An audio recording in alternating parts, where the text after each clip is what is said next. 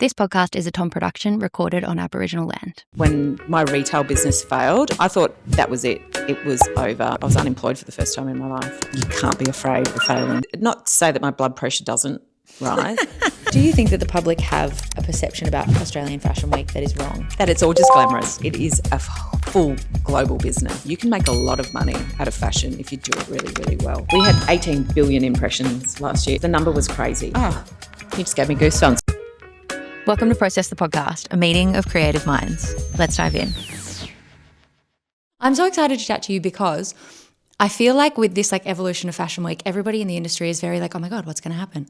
And I feel like having you on the mic is the best opportunity for you to actually spill the tea on what's going to happen this year at Fashion Week, because I work as a film director. So I've done film content for Fashion Week for years. And as you know, it takes an army. There are so many people, contractors, all the things. And I can't wait to just update everybody because so many people are looking at that week in the calendar to be like, how do we earn? How do we collaborate? How are we doing this year? And I can't wait to chat to you. The week is the easy bit. Okay. Yes, okay, fair. I want to basically shed light on who you are and the breadth of your career because it's so impressive. Where would we start? What's the first thing that you say in your career spiel-y? Do you know, probably where I started in journalism, and that's that Practical Parenting and Bride-to-Be magazine. I think it's probably a good start because I think everyone just thinks you go into those big jobs, into those big publications, into the dream fashion job. But, I started doing work experience in TV, thought I wanted to be a television journalist. I looked about 12 when I was 21. So yeah. It's helpful now when I'm older, but it was not helpful when I was 21 wanting to be taken seriously. So, yeah, it's starting up your career in probably in publications that weren't relevant to your life, but it's where you hone skills as a journalist, right? Being able to write copy and interview people about a subject matter that may not come naturally to you. I mean, I was, 23 talking about babies and dummies and nappies and, oh my God. Yeah, so it was, my first big job in journalism was Practical Parenting magazine.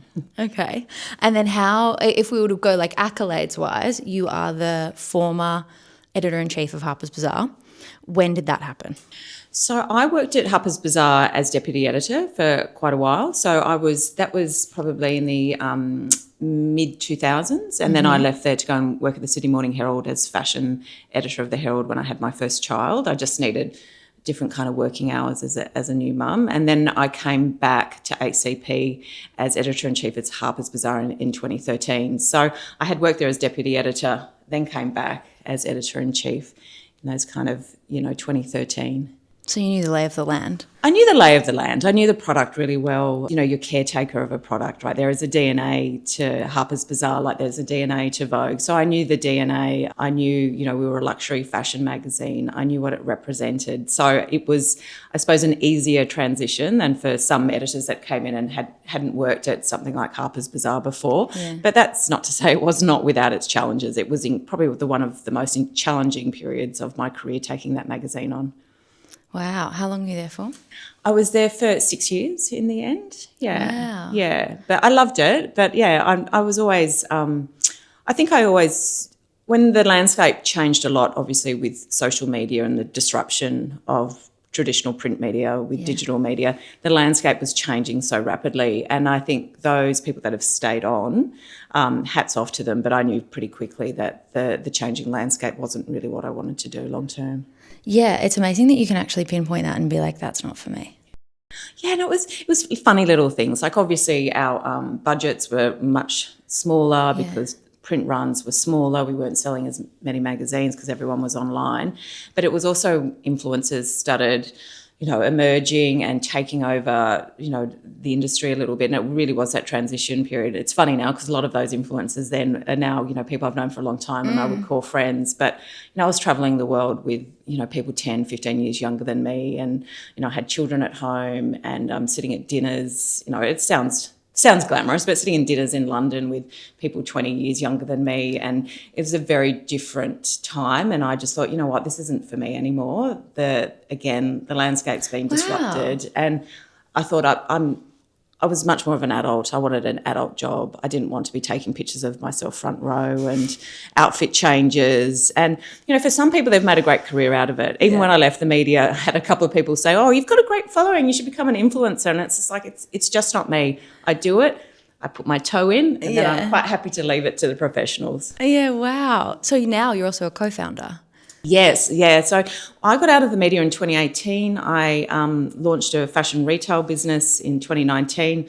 It didn't do well. It was a massive, massive challenge for me. And then I kind of started consulting around that time, 2019, 2020, and one of the co-founders of the Vault fashion peer-to-peer rental place started chatting to me. And I kept saying to her, it's not the right time. It was COVID. People weren't going out. The fashion industry was much more focused on just survival rather than, other ways to make revenue. And so we kept talking, Bernadette and I, and then I'd always been interested in that resale. I mean, I was a massive op shopper when I was a university student, so I knew there was an opportunity there. It was just the right timing. And then I joined as an advisor and then more invested in the business. I'm now a co-founder and we have another tech part of the business called Seamless, which I'm heavily involved in. I run that part of the business more so than the Vault. What is the Seamless part? So Seamless is an API integration. So we're integrating traditional retail into the circular economy. So if you go onto David Jones, you can tick a widget, which enables you to save whatever you buy to rent on the Vault. We're also integrated with Cotton On, so you buy something on Cotton On and you can tick the box, it saves a listing, and then you can sell that on eBay and soon to be Depop. So it's all making it very, very easy for consumers to enter the circular economy. Wow, you must be having a field day with all the AI changes that are happening at the moment. Yeah, it's fun. Like every day I wake up and I'm like, oh my God, what have I missed?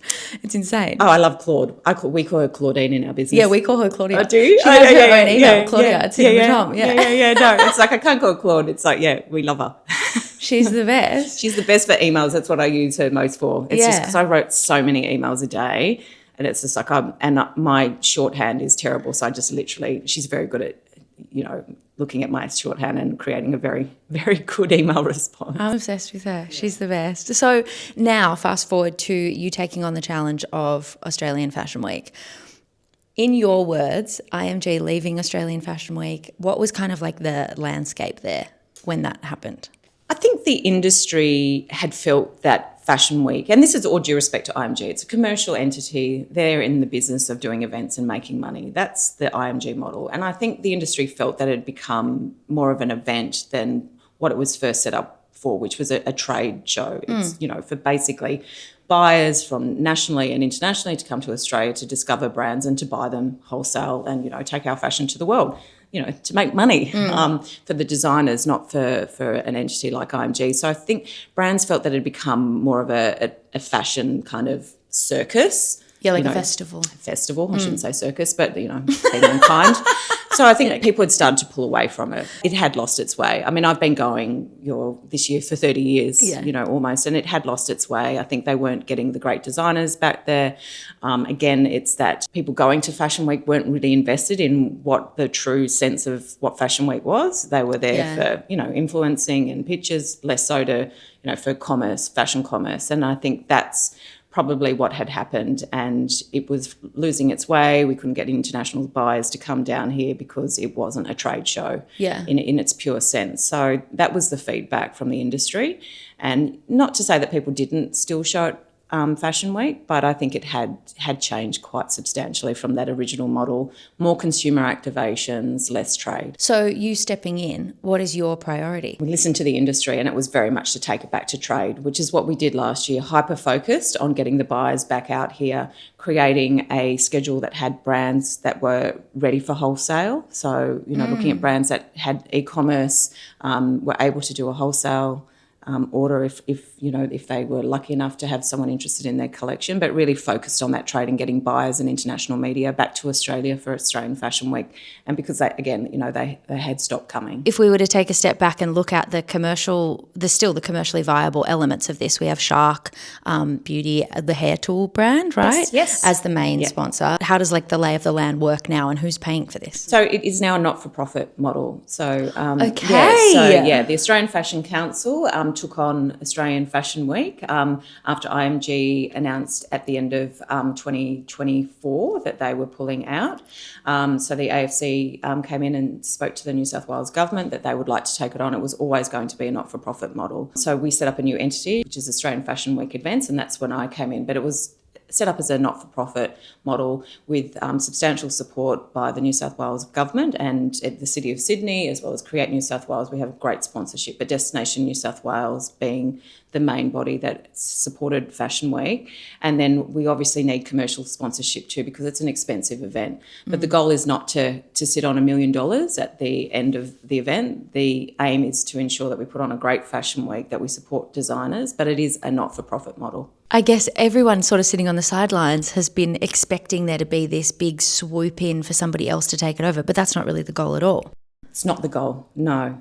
It's to focus on Australian fashion brands and to have them, again, set up a trade show, bring out international buyers, international media, bring in buyers from all over Australia as a trade show. This year we will have more consumer activations because it was really clear last year that there is a demand, but it's ensuring that focus first on trade, and then there will be some consumer elements this year as well. So how do you track that as a non-for-profit to understand that the trade metrics and people's appetite for trade was hit? How does that work? Is that just feedback? Yeah, I mean, we know, Australian brands are really successful internationally. Yeah. I travel a lot. You go into Selfridges or Neiman Marcus or Bloomingdale's or Harrods, and there are Australian brands everywhere. So we know that there was a demand internationally. There's a massive demand in the Middle East for Australian brands as well. The great thing for me is last year it was challenging because we had to go out to everyone again saying Australian Fashion Week's back on, trade focus.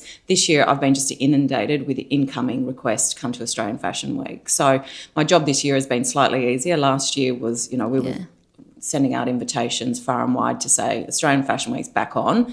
There's lots to discover down here, please come. But I think, off the back of that, we also have great ambassadors throughout the world. Like, Rebecca Valance, when she's in New York or London chatting to her buyers, she always, a couple of her buyers are coming down to Australia. Camilla and Mark are really great at that. Bridget Veals, who is the head of women's wear at David Jones, who's on the Australian Fashion Week board, is continuously talking to buyers internationally. So we've got great advocates out there as well. It's like you need to come down. But they also see how well Australian brands are doing. They're looking at, their competitors who stock Australian brands. So, of course, they want to come down here and discover the next big thing too. Yeah, I was in Bergdorf Goodman over Christmas, the one in New York, and I was walking through. My first experience there was when I was 14 with Mum, and I really wanted a headband because Gossip Girl was on, and I was like, oh my God, I'm Blair Waldorf. And I just walked past these racks and I was like, oh my God, an Australian designer. Oh my God, an Australian designer. But I also realised Anna Kwan has come on the podcast and is now a friend. The Sir the Label girls have come on the podcast and I now just DM them and chat. It was so eye-opening to be like, whoa, this is just peers are at that level. And it was such an amazing pinch me moment to be like, wow, Australians are actually killing it. This is incredible to see. Yeah, going to Harvey Nichols and there's a massive Zimmerman display, right? And it's not just a massive Zimmerman display on a floor where brands you don't know. It's Zimmerman in amongst global brands, and I think there is that love of Australian fashion. And then we're lucky, right? We've got incredible designers who, as I said, are great ambassadors too for Australian fashion. There's a really amazing community here, and I think tapping into that has, and that's what we want to do with Australian Fashion Week, is bring it back to that community, supporting each other, promoting Australian fashion globally, and that's part of it, bringing, I think we're going to chat about it, but bringing Fashion Week back into the city. Yeah, so you're doing that. So Carriageworks, not a thing. And now we're at the AMC. Carriageworks was great. I think it serves a purpose. It's really fit for purpose. I think, that fashion walk where everyone loved having their photos, it was great. But it was there for 13 years. Sydney is one of the most beautiful cities in the world, and why, we weren't capturing that with everything that we were doing. So I think there was a lot of that, right? We have this incredible city. We know from when brands did shows on Tamarama Beach or Bondi Icebergs or Harper side that those images went globally. So a lot of it is, let's bring it back into the heart of the city. You've got the harbour right there. That's your fashion walk with the Opera House and, the Sydney Morning Herald, there you go, the Sydney Harbour Bridge in the background. It was really important to showcase Sydney as well as Australian fashion. Yeah, it's so exciting to see what's going to come out of that. I captured a show for Vogue. Age, I think, did it in, do you say Age? Yes. Okay, Yeah. Thank God. Yeah. I do. I never correct anyone. I'm wearing Age. They did a show on that walk and it was so easy to edit because I was just like, okay, a little cut of the Opera House, a little cut of this. Like, it was so iconic. I remember that show. Yeah. That was a beautiful show. Yeah, it was so good. So the old model, to what I understand as someone that sits on the video capturing side, was that brands would have paid IMG as the business entity to show. It cost X amount of money, but then they also have to pay models, literally every bell and whistle that takes to put on an event. And then there were elements of that where you would have like a hair sponsor to help with, and they would send troops of hairstylists or whatever. And then the content capture of being at Australian Fashion Week is kind of enough, so people would subsidise how expensive it all was with these like little partnerships and stuff. On the designer side, what's their experience, I guess, and impact financially now to show? Well, we provide some of the infrastructure. So those brands that showing at the MCA this year will have a showroom. Brands showing off-site, they have to pay for their shows, but it is very much you have to be able to pay for your show. To a certain extent, it was creating a false economy for brands that couldn't really afford to do a fashion show. And again, it's back to that fashion entertainment. This is a trade show, so you need to be able to afford to do Australian Fashion Week and produce a collection. The Australian Fashion Council, Australian Fashion Week, will create and provide the infrastructure. For those brands on site, there'll be live feeds, we'll have content created, we'll have photographers down there, we'll have media down there, we will bring in the buyers, we will do all of that around it, but the show is yours to produce and pay for. And you can take on sponsors. I mean, we have some exclusive categories with our, Shark Beauty is back this year, which is amazing. We've got eBay back this year, Afterpay is back this year. So we have some great sponsors. So we have some exclusive categories, but otherwise brands are encouraged to they'll get their own sponsorship and to put on their own show. And those costs are theirs to manage, not the AFC's. With the ones that are off-site, do they have to check with you if it's okay to do it? Or are they just like, we're doing this and whatever, it's just on the date? There is still structure around it. So brands have to apply. There is a selection committee. The selection committee approves and chooses those brands. We then, as a team, look at the schedule and we offer each brand a position on that schedule. From there, they will then lock in their venue, or some brands who have came to us quite early saying, we'd really like to do this because we've got this massive, incredible opportunity for this venue, etc. And then we'll talk to them about how that can fit in the schedule. We manage the schedule. So it's not a free-for-all. I'm doing this and I'm doing that and you can just work around it. It's like, okay, this is your time slot. Where are you showing? Just so we understand, because we also know that there are some guests that will probably be going to back-to-back shows. So we've got to ensure that they're able to get from the MCA to somewhere else. So that's managed quite tightly. So we manage the whole infrastructure around Fashion Week. It's just the show time we're not managing. But when brands do the true, not off-site as in like you are aware of the off-site, but more the hooligan approach of, I'm just going to throw a dinner during Fashion Week and I'm going to take ownership of that. Are you excited by that everybody gets involved, or is it like... We're excited, and that's what we said. The schedule's it's a 5-day schedule. We can only do so much. I mean, I've been to Paris Fashion Week, Milan Fashion Week, New York Fashion Week, London Fashion Week. There are brands that are on the official schedule, but the whole industry is activated. Yeah. All that we do, because we are a small industry, is we just ask that please don't put on something massive when there's, a show on. Like, just be respectful to the community. And, if we've got international buyers coming in, don't have a massive party when, we try to manage it that way. But especially for those smaller brands that can't afford to do Fashion Week, or there's an event in the lead up to Fashion Week, it's about exposing and amplifying Australian fashion globally. Yeah. I love it. Like, go for it. I just ask that there is some respect around that schedule, so that those brands that, are doing something. Yes. But I can't control that either. I was at the Subi Rat show. I've been to, I've been to things where it's just like, oh my God, what is happening? And there's something fun about a little bit rogue, but we try to say, just please be respectful of the schedule. But we want the whole community to get involved. I'm happy that there's parties happening. Just don't do it when there's a really big fashion show and I'm going to get a headache from a designer going, did you know this was happening? Totally. If there was an aspiring designer that really wanted to be involved, it's like their pipe dream, but perhaps doesn't have the capital that if they were accepted then can go through and pay for something, or I know you have the emerging shows, what would your advice be for those emerging designers for their way in? This year, because Create New South Wales is working with us for that emerging New South Wales base, because it's Create New South Wales, so emerging designer shows, great opportunity for brands. And then also DHL has always had that new gen show. So they're two great opportunities. To be chosen for those, you have to have your business in a place. We're backing you to keep building your brand. So you have to position that, for DHL, you've got e-commerce business, you've got collections, they don't have to be every 6 weeks. You're doing 3 or 4 collections a year. You have a true business and you've got a future for that business. So there's that opportunity. But I think for those younger designers, it's like become a volunteer, come down and see how it works. We have a great volunteer program. We work with the fashion schools as well. Like come down and see how it works and what goes into it.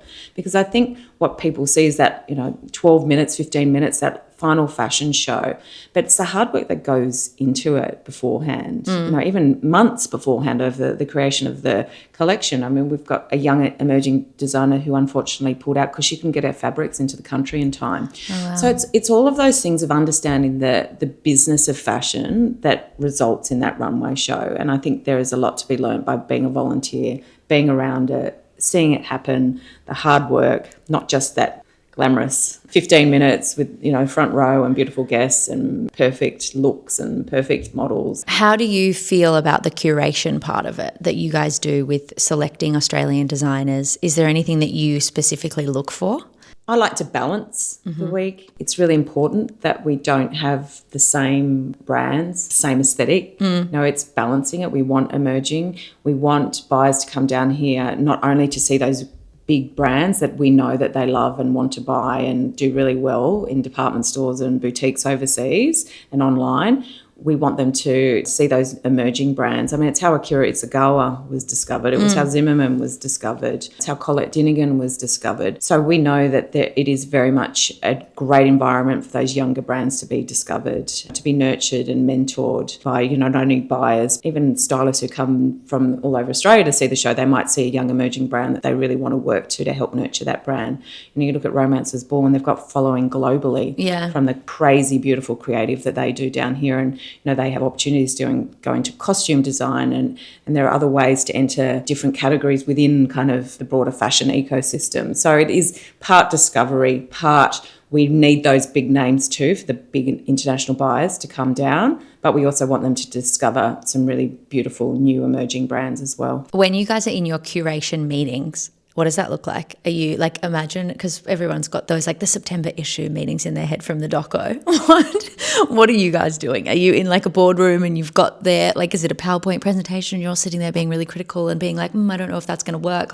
Take us through that. I think it's really important to have different point of views. In fashion, people bring their aesthetic to the table. That's why it's really, really important to have different point of views at those tables. The other thing is too, it's really important for me to have, because I'm not fully immersed in the fashion industry like I used to be when I was an editor of Bazaar, is to have those younger voices at the table too who are really tapped into those emerging brands. Because if we have a long list of, we had over 200 applicants this year, it's a lot of brands. Wow. And then to, obviously select those brands that we know will do a individual independent show, but then to look at those emerging brands, and there's some that I don't know, right? And then you talk to some stylists who are very much immersed in those categories that then say, no, they're amazing, this is what they're doing, this is why we love them. And so you have that diversity of taste as well, because I think that is the thing with fashion. How I dress may not be how you dress or how someone else dresses, and it can't just be vanilla, right? I don't want, we have to have diversity at Australian Fashion Week, because there are different consumers, not only in Australia, but all around the world, that wear fashion differently, are looking for different things. Yes, we have I suppose that cliche aesthetic that we do great dresses and beautiful lifestyle clothing, right? We do that better than anyone else in the world, but we do also do some great avant-garde, some great couture. I mean, Tony Matuszewski is back at Australian Fashion Week after 10 years and, Tony's pieces are couture, right? They're beautiful, right? And it's a very different aesthetic to some of, like Nagnata or even Bear Park, right? But you need to have that mix because that's what buyers are coming to see. Yeah, interesting. Is there much debate among you all?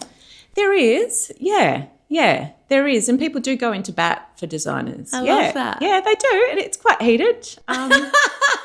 I'm kind of trying to be Switzerland. It's Yeah. you know, but yeah, no, it is. It's also giving brands an opportunity too. So some people on the committee will be like, oh, well, you know, this is why. And then other people are like, no, but I think that this is the next big thing. You know, they need this opportunity. And that's, again, why those emerging shows are really good, because, you know, those younger brands are working with some great mentors who will help them get their collections ready for the runway as well. It's not like, oh, just turn up with 6 dresses or 6 suits. It's like, they're working very closely with them to curate, to make sure that the collection's ready. And it's the same, you know, with our amazing First Nation brands. You know, that they very clearly said to us last year that they didn't want to be put in First Nation group shows. They want to be the independent fashion brands, not under an umbrella of First Nations brands. So we have some incredible brands this year that will do independent shows as well as a part of some group shows. Is that the way to making it feel less like tokenism? See, I don't see it as tokenism, because I look at brands as, you know, but I think it's very important that we support. And Create New South Wales has a First Nation grant. Yeah. So we have 2 amazing brands that are being supported by Create New South Wales to put on their shows. But no, I think, you know, it's really important to us that First Nations brands are woven into the week just like any other brand. I agree. It is really difficult when you look at a lineup and that's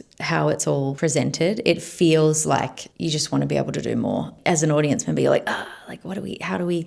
And even as a podcaster, I'm like, how do I discover what work needs to be done to uncover those designers so that even on the media side, I can represent them? So on behalf of the Australian media, thank you, because you're helping me to discover. Yeah, you know, and it's, you know, Leandra, I bought this most incredible skirt from Leandra last year, and it's interesting, right, because I wore it with some vintage out of my own wardrobe, and people were like, wow, that skirt's amazing. And it's like, well, it's Leandra, and I'm wearing it. It was absolutely incredible. And I think it's, you know, it's giving the exposure to fashion consumers that these are beautiful pieces. You know, it was a beautiful Indigenous print, that it worked. You know, I was actually wearing it with this crazy Bottega jacket that I've had for a very long time, and it was perfection. It was pinks, and yeah, it's heaven. It was perfection. From fashion weeks all over the world, we have Shanghai, Seoul, all the big ones. They haven't necessarily existed in the past 20 years, but now they're on like the global radar. What are you kind of learning from those other fashion weeks? I think it's been staying with your DNA, because I've been in the industry for a long time. There's been lots of discussion, like we need to be the same as Paris and Milan and New York. Just we're staying with our DNA, because, as I said, we do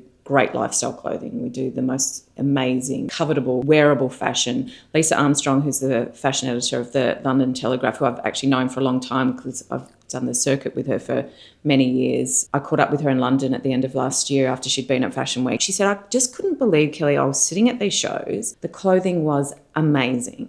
And then she said, straight after the show, I'd get online and I could buy it. She said, that does not happen in Milan and Paris especially. Like, you don't sit at a show in Paris and go, oh, I wonder how much that is. Yeah, and add go, to cart. you actually go, shit. Oh my God, it's $12,000, right? I can't afford that. Yeah. Whereas she's sitting here watching all these beautiful, like Lee Matthews, and going, oh my God, and I can buy this. And I think that's what we do really, really well. Yeah, beautiful okay. clothing. And I'm not saying it's accessible to everyone, because it's still at a price point that's not accessible. But in comparison to other places around the world, we do really, really amazing fashion at an accessible price point. So you're not more meaning the, you know how Melbourne Fashion Week does it with, it's literally you can shop the runway right now. You more mean it's accessible in the price point of, I could afford that $500 dress. Yes, okay, yes. And we are doing some consumer shows this year that will be, you know, see it, buy it. But Melbourne Fashion Festival is very much I was on the board of Melbourne Fashion Festival. It's a consumer event. It's retail. It's retail ready. I really love that around Australian Fashion Week as well, because I think it also makes it a little bit more achievable for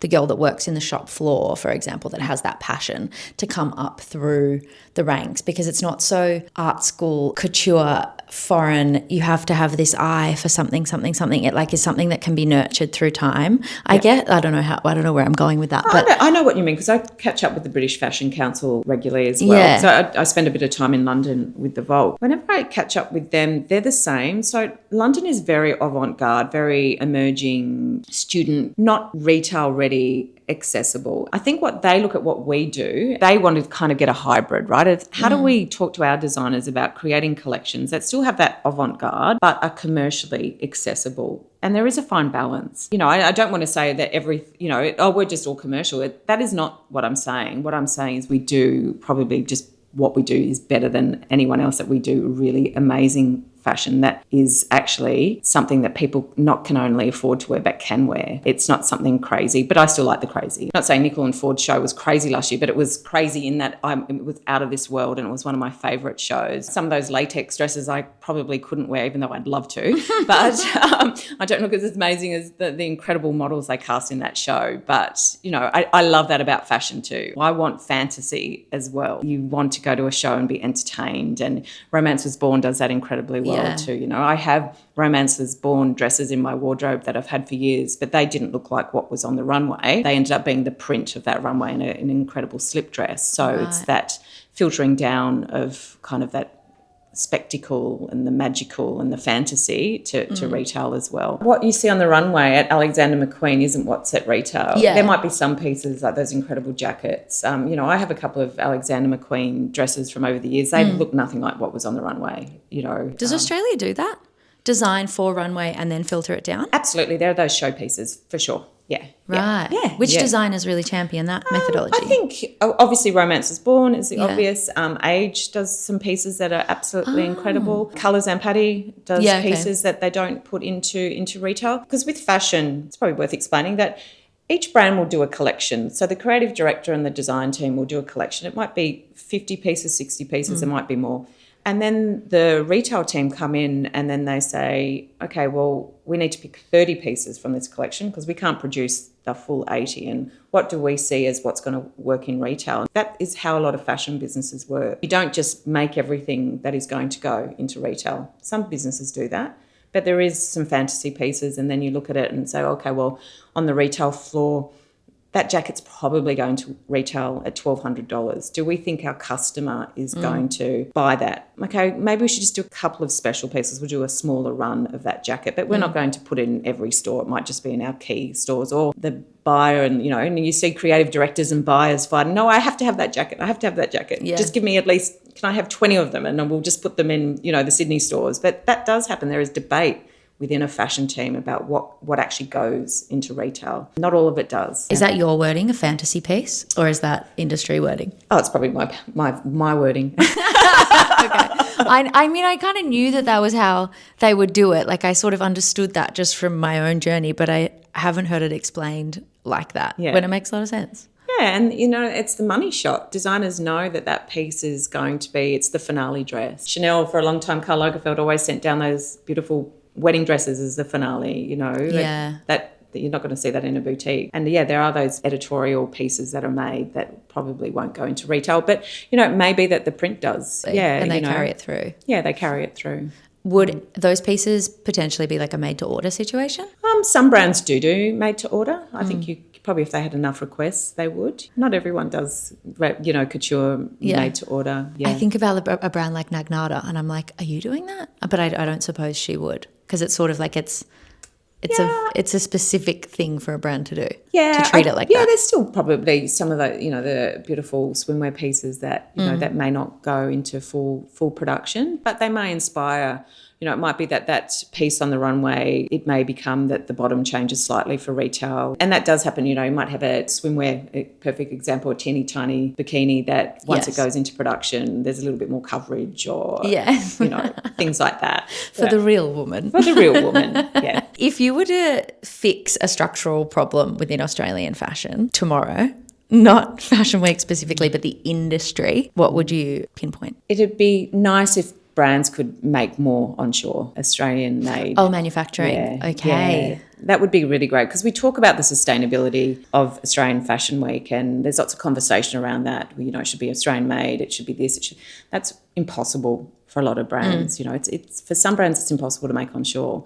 You have this thing where really big brands it's hard because it's too expensive, or you have the really small brands, you know, they can't make offshore because of minimum order quantities. But it'd be great to see more Australian made if we could. You know, we're a small market. Even though you think people would understand that Australia is a small country, I think people are still shocked when I say, you know, it's 26 million people, right? That is the full population. That's not the population of Sydney, Greater Sydney. That is Australia. We are like 0.33% of the world's like buying something, aren't we? Yeah, we economically are very powerful, and we're really big fashion consumers. And I don't know the stats now, but I know when I was at Bazaar and Matches and Net-a-Porter and the Outnet, and my Teresa work coming into this market, that we were always, now that it's opened up to China and other regions, but we were always in that top 3 in terms of fashion consumption and importance. Yeah, we are very powerful. We are a very powerful consumer. I mean, things changed once China opened up and that became the middle emerging class and that luxury customer. That really changed things. But back in the early days with ASOS and when those first online businesses that started shipping to Australia, we were a very powerful consumer. Interesting. So is there anything that you guys are working at the AFC, the Australian Fashion Council, to work on that? With manufacturing? Yeah. I don't wear an AFC hat because they are much more knowledgeable in this, but they have just released a national manufacturing report. They're working with R.M. Williams and some other Australian brands to talk about onshoring. But, I'm on the board of MJ Bale too, so I know even from our perspective of what we can do onshore and what we can't, with a larger business. We make the most beautiful wool in the world in Australia, but it goes offshore, right? Because it's very hard for it to even be milled here. It's milled offshore. It's then woven into fabrics offshore.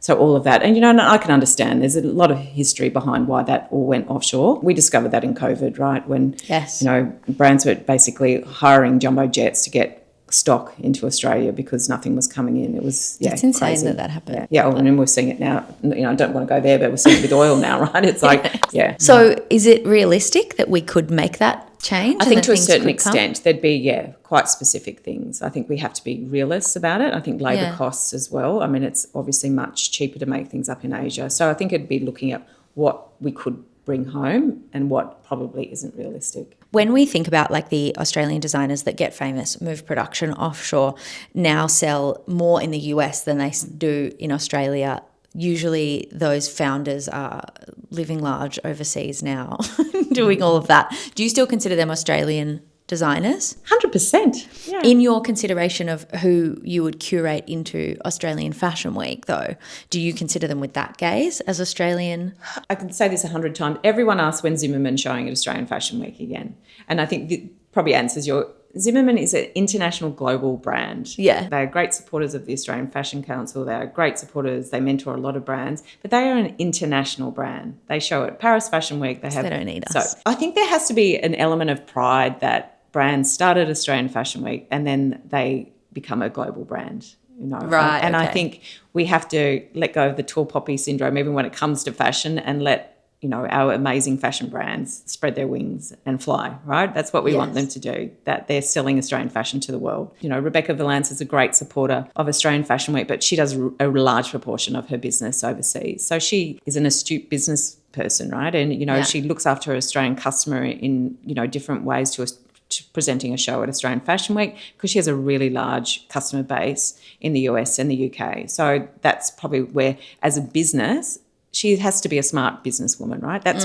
best place for her to invest her money is at, she's running a business. It's not like, well, you must do Australian Fashion Week. It's like, I don't believe in that. Come home and do the show. No, I just don't believe in that. But then we have age at that intersection of showing at Paris, but then also coming home, which is so nice. Because Adrian and Edwina are awesome in that way, right? Yeah. And they love Australian Fashion Week, and he, a great supporter of Australian Fashion Week. And we have those brands too, and we like that, and we'd like more to do it. But I'm not going to say to any brand, you have to.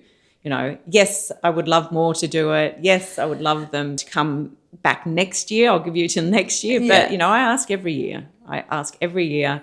And I've known most of those designers for their whole career, because I'm older than them. Yeah. Okay. I remember when they started. I wrote stories about them at the Sydney Morning Herald. They owe you. They owe me. But, I don't think anyone owes me. All that I do is I politely say, listen, we would love to have you back. And, Tony Matuszewski is back this year. And I spoke to him last year about coming back, and he was really honest with me. He was having a sabbatical. He was actually having a break. It wasn't the right timing for him. I fully respect for brands too. It has to be the right timing, the right collection. Sometimes it's not the right collection for them to be showing. And they're selling collections to the northern hemisphere. So it has to be right for their business, and I respect that. But yes, come back 2027. You've been told. The fashion media landscape is smaller, obviously, but then it's also got more reach because of social media and all of that. How does that affect Fashion Week's ability to reach people? And what is the audience that you guys look at now? big audience. Yeah. We had 18 billion impressions last year. The number was crazy. Wow. It makes me nervous because I look at that number and it's what we're You're chasing like, this year. Yeah. Okay. We have to think globally. It's a global fashion audience. We have incredible media down here too who do a very good job at what they do and amplifying what we do, but we also are bringing in international media, and that's really important. And again, poor Lisa, I use her as an example all the time, but the British Fashion Council saw her story and her posts from Australian Fashion Week last year, and that's when I caught up with them. It was like, then they went down the rabbit hole of looking at what we were doing, and it's really important for us. And that amplification through social media and digital media globally meant that this year I had incoming requests to come to Australian Fashion Week from buyers all over the world. We've got buyers coming from India this year, which is fantastic, as well as the Middle East, as well as the US, as well as Europe. And so very lucky. That amplification is very, very important for us. And that's why the imagery, the choice to bring it back into the heart of the city, Harbour side, is really important too, because we know the money shot, right? Everyone knows. Every tourist that comes to Australia, it's that harbour, it's the Opera House, it's the Sydney Harbour Bridge,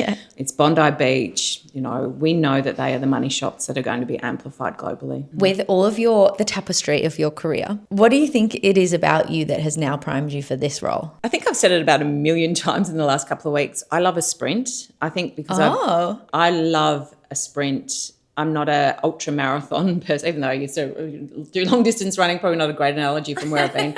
I like going really hyper focused and doing something over a short period of time. And I love the chaos of it, and I love how challenging it is, and I really enjoy that. And I think it's from working to deadlines my whole you would have career. loved the print. I love daily deadlines. I was a Herald journalist, I was the editor of Grazia, and I was the editor of Harper's Bazaar, but every magazine or newspaper had its own deadlines, and in some ways I think the daily deadline was actually easier than what I was doing with that weekly and a monthly, because the challenge of putting together a product plus all the other challenges over a monthly is extreme. And the weekly was probably the hardest, trying to find a cover story every week. But I love the challenge. I think what I'm also very good at from that, I suppose, years of hard deadlines and trying to get celebrities on covers is you have to move on really quickly. A no is a no, and you just got to move on.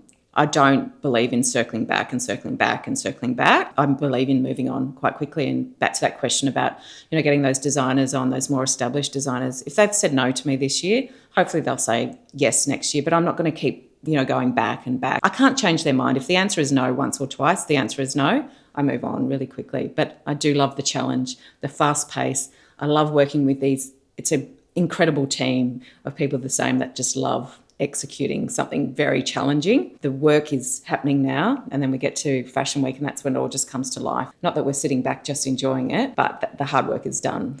The way that you look at the years that you had on the masthead at Harper's or Grazia, it's like your years there. Do you look at your role with Australian Fashion Week as something to put your mark on? No.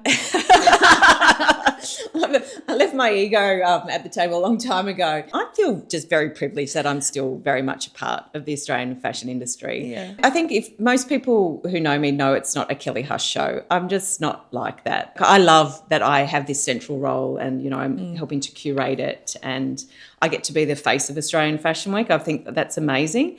But no, it's not the Kellie Hush show. And I think maybe that's the other reason why I was asked to come back and to be an integral part of changing Australian Fashion Week to a not-for-profit. And, I was one of the co-founders of the Australian Fashion Council with Edwina McCann. So I've been there since the beginning. But no, it's not the Kellie Hush show.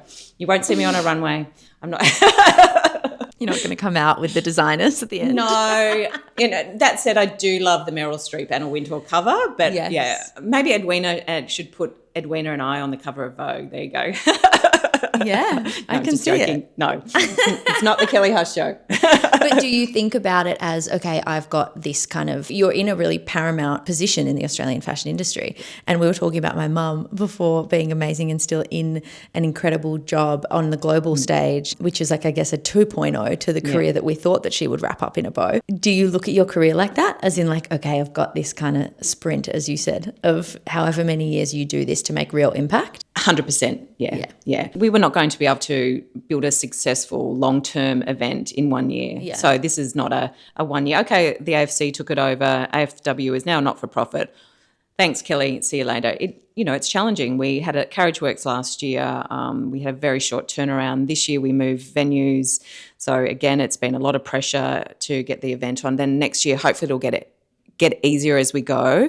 But it was always going to be, probably a 3 to 5 year process of really setting up this new business model, because we said we weren't going to do consumer. Like, that was kind of what the Australian Fashion Council said. But there is absolute demand for consumer at Australian Fashion Week. So we did one show last year. There'll be more this year, because we recognise that there is a place for consumer at Australian. Consumer meaning they can buy tickets? They can buy tickets, yeah. So there'll be ticketed events. The industry said they didn't want it to be a consumer, but we know there is demand for it. And it's great for Sydney too, to bring people into Sydney to go to events. So we're looking at the model. It wasn't perfect last year. We're working harder to perfect it this year. Hopefully 3 to 5 years, it will be looking so unbelievably healthy. It'll be very clear as to what we're doing, in the next 30 years. Yeah. I love that.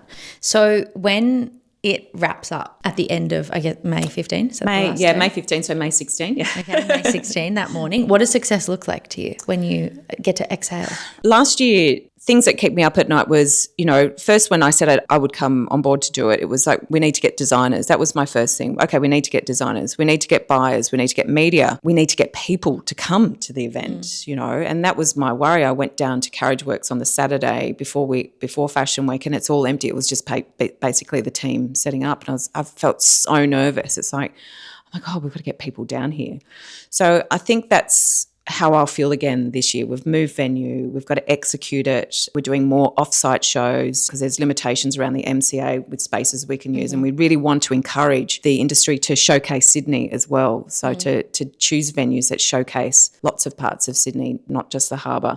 So I think if I can wake up Saturday morning and I've achieved that we get the buyers here, we get the media here, the pictures are amplified, the designers are happy, the shows are incredible, and we get people down to see Australian fashion, I think I'll wake up relaxed. But that won't happen until May 16. Even when we wrapped last year, when I knew that the event had gone really well, I was so exhausted I went home.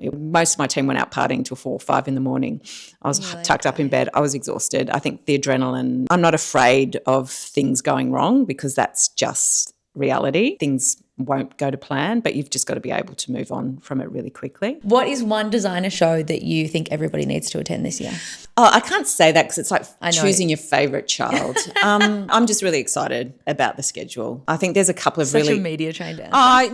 The thing is because I wear a diverse range of brands too, right? And it's like saying to me, what's your uniform? I'm actually not one of those fashion people because I love and wear fashion. I don't have a uniform of just a suit or a trouser. So I love fashion, and it's the same my approach going to shows. I love fantasy. I love ready to wear. Like literally I could go onto the runway and grab things and wear it immediately. I love the athleticism of some of the, Nagnata, I love that show, right? And I think that's why I'm not going to say that. Okay, fair. What is the best piece of career advice that you have been given? It's actually probably from the challenges in my career. So it's almost my advice to myself. You learn something every step of the way. So even from failure, when my retail business failed, I thought that was it. It was over. I'd left a really great job in media, and once that failed, I thought, oh my God, I was unemployed for the first time in my life. But from there, I'm now working with a global fashion technology business. I'm now leading Australian Fashion Week. So imagine if I had not taken that risk and left Harper's Bazaar to go and try something new. I think what I learnt in that year of setting up a retail business has been incredibly valuable for everything else I've done from then on as well, of how to set up a business, how hard it is, the challenges, even who you go into business with, really, really important. So, yeah, don't be afraid of failure. I know it sounds like a cliche, but I've lived it, and you can't be afraid of failing. You do learn something, and I've actually been employed on boards because I've failed. People actually don't look at perfection as a great thing either, because how you recover from failure is just as important as who you are from huge successes. Even one of our investors in the vault who met me for the first time, one of the questions was like, your resume all looks fantastic. Is it all just been smooth sailing? I said, well, no, actually. And she goes, I like you even more now. Yeah, absolutely. It's probably primed you as well for the failures to understand just exactly the stress and what you're butting your head against for relatability with the designers that you're coming through with Australian Fashion Week even. So you're probably seeing turbulence in their applications or maybe of how they explain themselves or express their own business journeys, you've got a lot more relatability to it now. Yeah, and just being calm. Not to say that my blood pressure doesn't rise and my voice does rise, but it's trying to just be a little bit calm because there's a solution to most things. What do you think that the public have a perception about Australian Fashion Week that is wrong? That it's all just glamorous. Okay. Yeah, it's a lot of hard work. You know, it is commerce at the heart of it. We're, you know, billion-dollar business. We employ a lot of Australians. It is a full global business, right? And we're a part of it. And I think there is that misconception that it's just a party, it's frivolous, we just drink champagne all day. Do people really think that? I think there still is. Like, I'm in the trenches too with the whole industry, so I didn't realise that people thought that. No, they do. You know, not necessarily people that are in our industry or even adjacent, so film would understand it. I'll be really cliche, men in suits, you know. Yeah, okay. Yeah, like really lack of understanding. I've got so many stories of sitting next to a suit on a flight somewhere and they kind of having a giggle when they find out what I do. And I take great delight in explaining how I run a P&L and, you know, and I've got investors and then it's like, okay, misconception, right? You know, one guy worked at, you know, one of the big breweries. It's like, well, you're making beer. You know, it's that thing of like that misconception of how big and powerful it is. And that's why those brands that do incredibly well out of Australia really switch it. It's like, oh, wow, you can make a lot of money out of fashion if you do it really, really well. You know, it's a very, very massive commercial opportunity if you can sell fashion to the world. Amazing. Yeah. Thank you so much for joining me. My pleasure. This was so much fun and I'm so excited for Australian Fashion Week this year. I feel like everyone's on the edge of their seat. Last year when it was at Carriageworks, there was murmurs about, but now I feel like with the venue change, you have a real opportunity to really show people how different this is. And I didn't even know that it was a non-for-profit now. So I'm in this industry. So there's a lot to come and a lot that I'm really proud that you are doing all the hard work for, because as you've said, Australian designers just deserve the world and it is such a powerful industry that we have here, so much talent. So thank you so much for heroing everyone. Oh, you just gave me goosebumps. No, listen, I just feel very privileged. You never imagine that you could have a career in fashion and, you know, to be still very much a part of it is a great privilege, and it's something that I don't take for granted. Amazing. Thank you so much for joining me, and I can't wait to see what happens at Fashion Week this year. It's going to be awesome. What are the dates? May 11 to 15. God, I have to think about it. It's only because I just keep thinking it's not far. Yeah, it's really not fun. Yeah, That's like anyone trying to book anything in my diary that weekend before, it's like not happening. Yeah. I'll be tucked up in bed. I'm glad I got you now. Thank you so much. My pleasure.